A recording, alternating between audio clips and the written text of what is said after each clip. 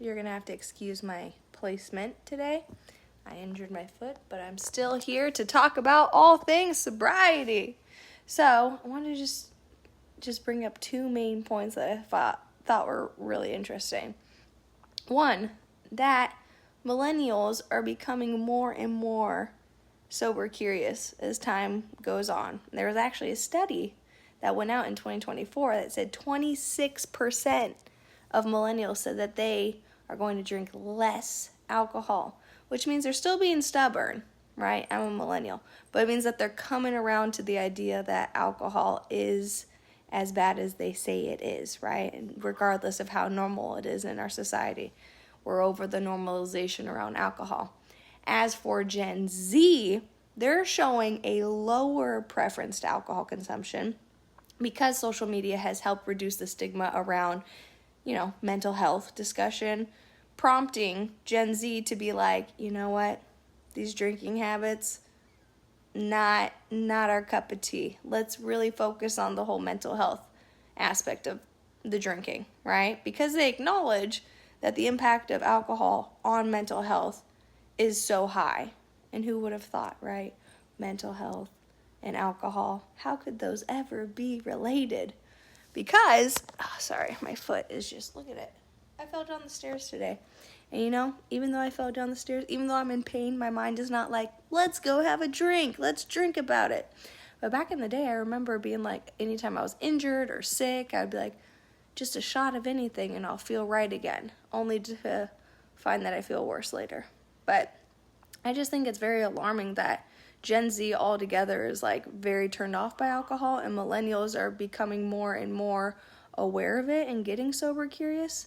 Like there's a show called Vanderpump Rules, and earlier in the seasons, it was like nobody wouldn't not drink, right? You had like Jax Taylor and yes, I got sucked into like a bullshit TV show, which was all around drinking, but come to like season 10 and 11, they're like sober curious. Lala, she's 5 years sober. Like both of the Toms are like sober, and then Tom Shorts, he's sober curious. So I think more and more people are starting to see it for what it really is, which is like a form of self-harm. I mean, you're going to feel relatively shitty. And I know, the exception, like there's people who could take it or leave it, right? But I feel like those people even have like their own, addictions, whether it be like sex or gambling or food. Food is a big one, right? People could take it or leave it with alcohol because they're like, honestly, I just want to enjoy my food. And I can't enjoy my food if like I'm filled up with liquor. I don't know. So I just think that more and more people are becoming more aware that alcohol is poison. It isn't good for our bodies. It's not good for our minds. It's not good for our spirit or our soul. It's just all around just like not great. And it's like when you look at what the benefits are, they're really not that high. There's no benefits really, like in my opinion. And this is my opinion, right? I used to think that it made me more confident.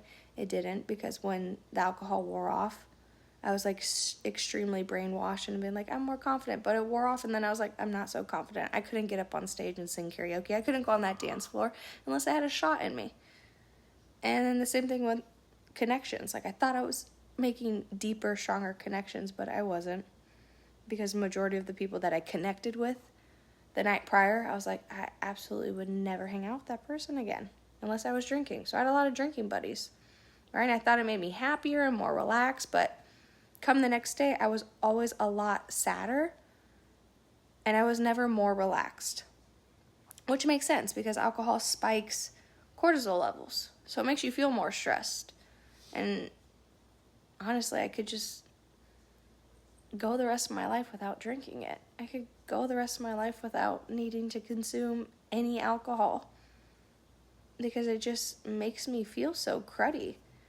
And just productivity. My productivity I've been able to do more in this last year than I've been able to do in the past decade of my life, because I've been extremely focused. I have way more time, I have way more energy, and I have way more money than I've ever had.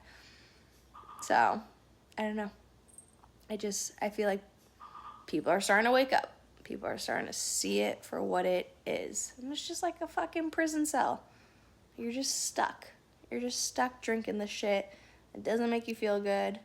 And you just got to ask yourself, like, is it normal? Is it normal to drink for every celebration and funeral and get together and hockey game and football game and St. Patrick's Day, right?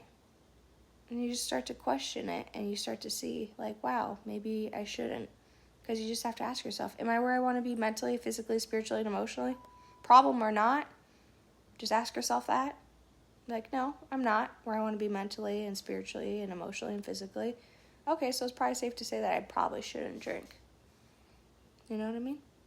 That's all. That's all she wrote.